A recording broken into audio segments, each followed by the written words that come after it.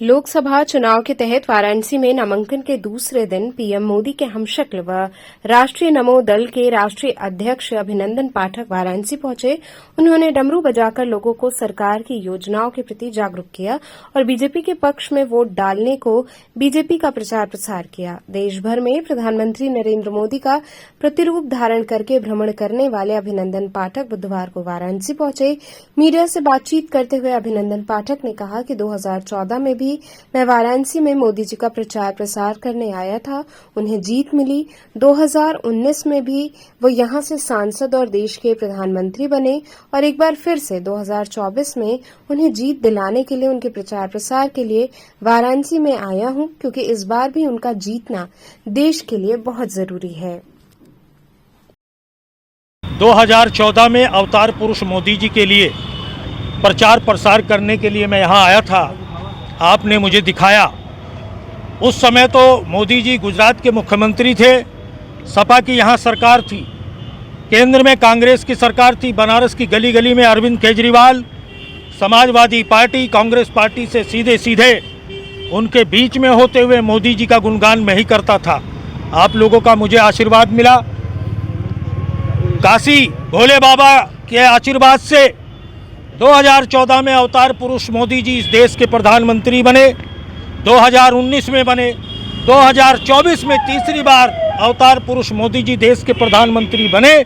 उसी दिशा में भारतीय नमो सेवा दल ये डमरू बजाकर मोदी जी के द्वारा जारी जन कल्याणकारी योजनाओं का प्रचार प्रसार करने के लिए हम बनारस के घर घर दर दर जाने का काम करते हैं। मूल निवास कहाँ है और क्या करते हैं? मेरे पिता अयोध्या के निवासी थे, गांधी आश्रम में एक छोटी सी नौकरी करते थे। सहारनपुर में मेरा जन्म हुआ और 2016 से मैं लगातार एक किराए के मकान में लखनऊ में रहता हूं।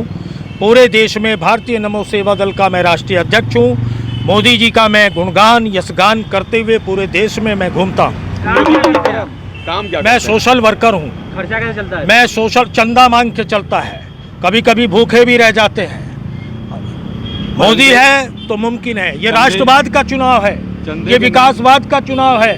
अभिनंदन जी, चंदे के नाम पे याद आया, अगर चंदा ही लेते हैं तो आप अपने क्षेत्र से चुनाव भी तो लड़ सकते हैं। आपका आशीर्वाद रहेगा, मोदी जी चाहेंगे तो वो भी काम हो जाएगा। लेकिन अभी तीसरी बार अवतार पुरुष मोदी जी का देश के प्रधानमंत्री बनना बहुत जरूरी है। इच्छा है चुनाव लड़ने का आपका? चुनाव लड़ने की मैंने पत्र लिखा है भाई साहब को कि अगर आप चाहें तो मुझे राहुल गांधी के सामने उतार दें, मुझे सोनिया गांधी के सामने उतार दीजिए, लालू जी के सामने कहीं भी उतार दीजिए।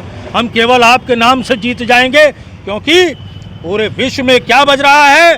मोदी मोदी मोदी मोदी मोदी। ये भाव भंगिमा क्या दर्शाती है? कितना संतुष्टि मिलता है? मोदी जी की तरह लग रहे हैं आप, तो कितना कुछ मोदी जी को कॉपी कर पाते हैं? आज देखिए, मैं आपको बता दूं, मैं सोशल वर्कर हूं, मैंने मोदी जी की कॉपी नहीं की। ये मेरा सौभाग्य है, क्योंकि भक्ति में शक्ति है साहब जी। और बड़ा आनंद आता है जब लोग मुझे अपने बीच में पाते हैं, तो वो महसूस करते हैं कि मोदी जी ही हमारे बीच में है। क्योंकि मोदी है तो मुमकिन है। आज विश्व पटल पर मोदी जी ने देश का गर्व और गौरव बढ़ाया है, चाहे आकाश हो, चाहे चंद्रमा हो, समुद्र में भी और पड़ोसी देश। आज सभी को सभी जगह मोदी मोदी मोदी मोदी